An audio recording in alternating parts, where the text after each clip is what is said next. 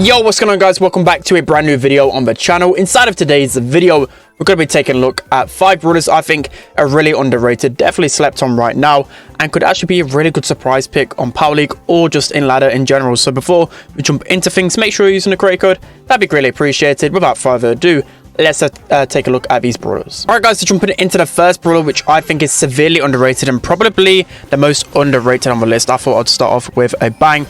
It is Sam. So Sam before used to be one of the best brawlers within the game. He received a small buff to his HP, and surprisingly it's actually made him a really strong brawler, specifically down the lane. He's really powerful. If you guys watched my stream earlier today, you'd see that I got completely wrecked by Sam on double swoosh, and then we had a Sam of our own on hard rock mine, and he just completely ran the show. So of course you've got to be careful if you want to run a brawler like Sam in Power League, because people can still counter you. But as a last pick, or even say if the enemy, well, for us for example, I had a bow and a penny on my team, so as a Sam you can kind of like know that bow and penny aren't going to be able to get you down quickly. And the best thing about Sam is that you just got to keep going in over and over again. It kind of reminds me a little bit the playstyle of Mortis, just completely reckless. You don't really want to be hanging around with Sam. You just want to be flying at the opponents, getting a lot of damage, getting a lot of pressure. And that's why he's really strong on gem grab in particular, because all the pressure that you accumulate with Sam, a lot of times your teammate's going to slowly just get the gems and you're going to get a much bigger lead. So hopefully we can end off this game right here. Let's see if we can just run into this Chester. Should be able to get my super back. Run into Chester, die. Colt will get him down as well. And that should be pretty much the game. Okay, our Chester tries the trick shot, which isn't going to end off the best. And yeah, I'm going to be able to finish that one off. So I think personally Sam is the most underrated brawler in the game right now, and I think that you should be looking to pick him a lot more. Brawl, gem grab ones in particular, maybe maps like pit stop and heist, you know, bounty, maybe one of his more so weaker game modes, but definitely within gem grab and Brawl he's actually really strong. He's actually getting picked a lot in NA scrims as well. So that's gonna be the first one. Let's jump into the next one. All right guys, so jumping into the second most underrated brawler within the game right now. Unfortunately this is probably the worst map for her, but I think it is Meg. So Meg right now in Power League, specifically on Hot Zone and even on some heist maps, she's actually really strong. Like, I think some people in NA hold her massive value to her. You know, people like Poppy, for example. Apparently, he rates Meg as one of the best brawlers within the game. Maybe that's a bit of a stretch, but within Hot Zone, I have to agree, she's so hard to take down in this meta. It seems like there's not really a lot of counters to her in the Hot Zone meta right now. Unfortunately, I'm facing off against a Mortis, which is definitely the biggest hard counter to her. But as I was saying, like within Hot Zone, a lot of times I actually end up banning Meg because I just don't want to face off against her, because again, there's not really a lot of brawlers that are good against everything, but in particular good against Meg. You kind of got to balance yourself out in Power League, and that's why she just runs the show. You know, Ring of Fire, she's so strong. Open Zone, really strong as well. Even Bridge Too Far, I faced off against a few Megs, and it's actually really toxic and really hard to do anything against a good Meg, even if you have a decent counter, because she can just keep cycling her super over and over again. So of course, by no means is she's going to be a brawler which you can just use everywhere, but maybe as time goes on, maybe people might start realizing that she's actually a really good brawler. I don't know, maybe I'm overrating her a little bit, but I just keep getting flashbacks when I'm facing off against Meg on Open Zone in particular, and she just completely runs the show. It literally takes like the whole team to try and take her down. So unfortunately, Max uses dash at the perfect time, and hopefully we can get this Mortis down right here. Okay, yeah, that's what we're talking about. In terms of tanks, you obviously don't want to draft Meg against tanks, but if the map gets opened up, then Meg can definitely have some good matchups against those more tankier brawlers. So trying to look at other game modes as well. I've seen her picked a few times in other game modes in a Brawl, like Pinhole Punt. She can be somewhat okay as a mid. Won't really recommend it too many times, but Hot Zone of course can be the best one for her. Knockout won't really recommend, but once you get the right setup going, once you start cycling your supers over and over again with Meg, you're just going to completely dominate. So that is going to be the second most underrated brawler. Hopefully, once my teammates stop clowning around and actually score. You guys are probably like, how are you not going mental right now? That's because, I mean, I think we've won the game, thankfully. Let's just call the ball, because I don't want to be dealing with this Mortis anymore. I'm just going to pop my super, and yeah, that should be the win right there. Mortis going to hold on to the ball, and there's surely no way these guys are going to have enough time to come back. Yeah, oh, thankfully, wow.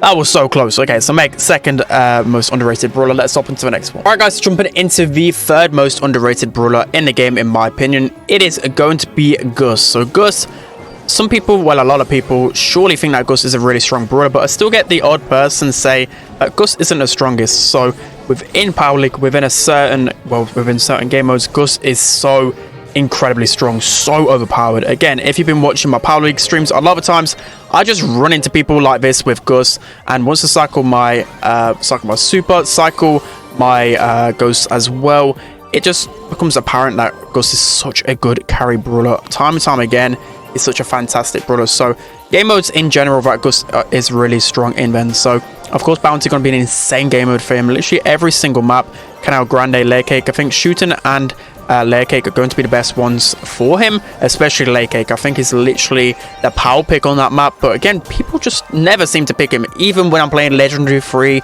Power League, people sleep on the Gus, and he's got really good range, really good reliability. Like, there's not really matchups I would actually be scared of as a Gus. Maybe throwers might be a little bit annoying, but I feel like you can win pretty much every single matchup if you play your super right, if you start charging your Ghosts right.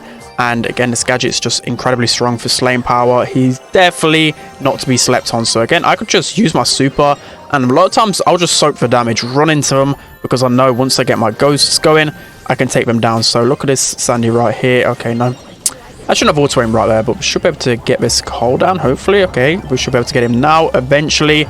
And that's going to be all the gems that go into our side. So again, other game modes as well. Hot Zone, he's absolutely insane on. Like, one of the best brawlers. I would honestly put Gus as probably like a top 3 brawler, because I really think his carry potential is insane. And that's why I think he's still underrated, because people would by no means put Gus that high up on the leaderboards. Every single game mode, knockout as well, insane. Some brawlable maps, the probably only game mode I won't really play him on is Heist, because he doesn't have the most damage.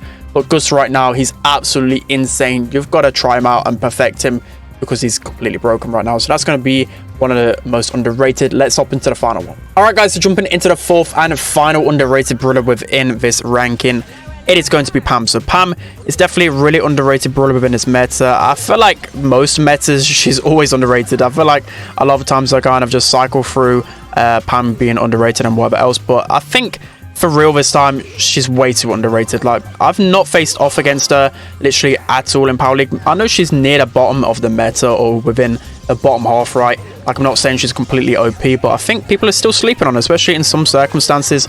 Like, there's no way that Pam should have such a low use rate. Like, I feel like in Hot Zone, for example, she can be really strong. Look at that defense from Pam. This is what I'm talking about. A skillful Pam can really show off and completely dominate.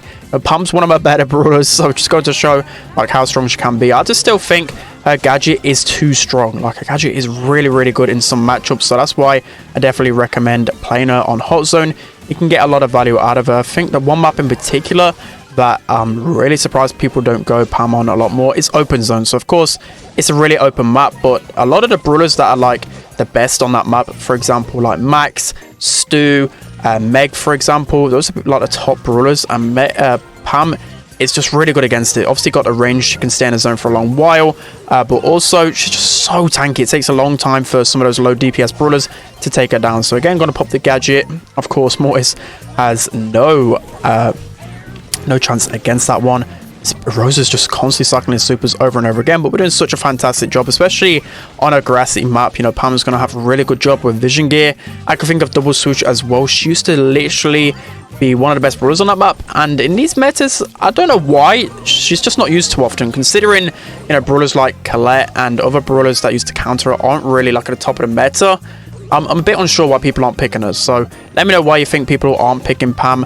Maybe she just feeds the enemy team too much. I'm not entirely sure, but I think she's really good, and maybe people might start using her again. She kind of goes through these periods for no reason whatsoever where she becomes really good, and then people stop picking her again, and then they start playing her again. Like, she doesn't really receive any buffs or nerfs. I don't know, it's just a bit of a weird one. So yeah, gem grab's going to be pretty good on. Even on Heist, like, I've had definitely some good use rate of in like Bridge Too Far. She can actually be pretty powerful on the lane. Knockout as well, you know, back a few months ago, she actually used to be a really good pick on Knockout because she used to be really tanky with that super. Unfortunately, we can't win this game, but that's going to be it for today's video, guys. I hope you enjoyed this one. Let me know who you think are really underrated. I think all of these brawlers in the right setting can absolutely dominate. So that's going to be it, guys. Hope you enjoyed it. Don't forget to like, comment, and subscribe, and I'll see you guys next time.